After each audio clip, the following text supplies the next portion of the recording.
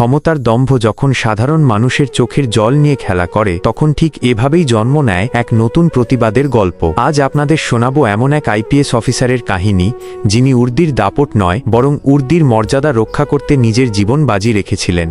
এক অসহায় মা আর তার আইপিএস মেয়ের এই লড়াই আপনার রক্ত গরম করে দেবে। আমি উর্দির মর্যাদা রক্ষা করতে নিজের জীবন বাজি রাখব। সকালের নরম আলোয় বাহারামপুরের বাজারের এক কোণে শান্তি দেবীর ছোট্ট চায়ের দোকানটা জেগে উঠেছিল। গরম কড়াইয়ে চা ফুটছে, ধোঁয়ার সঙ্গে মিশে যাচ্ছে ভাজা বিস্কুটের গন্ধ। স্বামীকে হারানোর পর থেকে শান্তি দেবী একাই সংসার চালান, কিন্তু মেয়ে নেহার পড়াশোনা কখনো থামতে দেননি। নেহা আজ আইপিএস অফিসার, দূরের শহরে কঠোর দায়িত্ব পালন করে, মাকে খবর দিতে ভুলে যায় না। কিন্তু আজ তার জানা ছিল না যে মায়ের সঙ্গে এমন অভিশাপ নেমে আসতে চলেছে। শান্তি দেবী চা ঢালছিলেন, ঠিক তখনই পুলিশের জিপটা মোড়ে থামল। ভারী বুটের শব্দে বাজারটা যেন থমকে গেল। ইন্সপেক্টর অরবিন্দ, বয়স 33-34, চিরচেনা অহংকার নিয়ে এসে বললেন, ওরে শান্তি, একটা কড়া চা বানাতো জলদি, অনেক কাজ। শান্তি দেবী ঘাবড়ে গিয়ে বললেন, জি সাহেব, এখুনি বানাচ্ছি, এটা রোজের অভ্যাস। অরবিন্দ চা খান, বিস্কুট তুলে নেন, টাকা না দিয়েই চলে যান। শান্তি দেবী অনেকবার ভেবেছেন বলবেন, কিন্তু ভয়, উর্দি পড়া লোক, কিছু বললে দোকান উঠিয়ে দেবে না তো। আজও অরবিন্দ চা শেষ করে উঠছিলেন।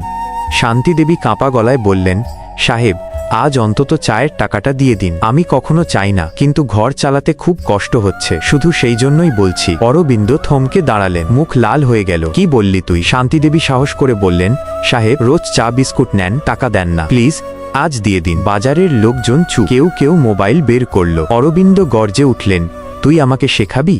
আমি পুলিশ ইন্সপেক্টর, আমার সামনে টাকার কথা বলবি? তারপর সজোরে লাথি মারলেন চায়ের কেতলিতে। ফুটন্ত চা ছড়িয়ে পড়ল, শান্তি দেবীর পা হাতে লাগল। তিনি ডুকরে উঠলেন, সাহেব, এ কি করছেন? উত্তরে এলো একটা চোখ সবার সামনে। শান্তি দেবীর গাল লাল হয়ে গেল, চোখ থেকে জল গড়ালো। বাজার নিস্তব্ধ। এক যুবক রোহিত সব রেকর্ড করছিল। অরবিন্দ চলে গেলেন।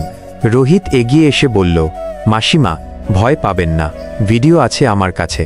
আরেকজন যুবক বলল, আপলোড করে দিয়েছি, এবার দেখুন কি হয়। কয়েক ঘন্টার মধ্যে ভিডিও ভাইরাল। কমেন্টে ঝড়, এই ইন্সপেক্টরের লজ্জা নেই, অ্যাকশন চাই। ভিডিও পৌঁছালো নেহা সিংয়ের ফোনে। অফিসে বসেছিলেন তিনি। সহকর্মী দেখালো। নেহা প্লে করতেই চোখ স্থির। মা, সেই মা যিনি রাত জেগে পড়িয়েছেন, যিনি না খেয়ে নেহাকে খাইয়েছেন। নেহার হাত মুষ্টিবদ্ধ। আমার মায়ের সঙ্গে এটা, এবার এই লোক বাঁচবে না। নেহা সেদিনই ট্রেন ধরলেন। ভোরে বাড়ি, মাকে জড়িয়ে ধরলেন। শান্তি দেবীর ফোলা গাল দেখে চোখ ভিজে গেল। মা, আমি একটু আসছি। নেহা সাধারণ সালোয়ার কামিজ পরে থানায় গেলেন। অরবিন্দকে বললেন, রিপোর্ট লিখতে হবে।